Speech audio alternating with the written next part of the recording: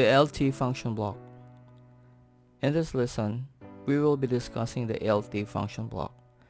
This is also referred to as the less than function block. The student is expected to learn how the LT function block works. The logic flow is from left to right, which will start with the input, the logic solve, and then the output. Looking at the function block narrative, the output is a logic true if in01 value is lesser than in02 value.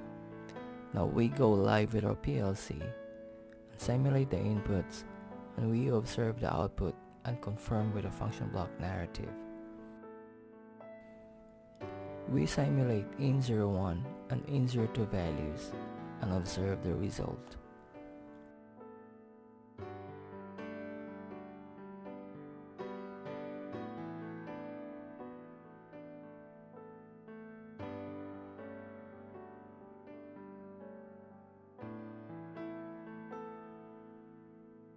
To recap, the output is a logic true if in01 value is lesser than in02 value.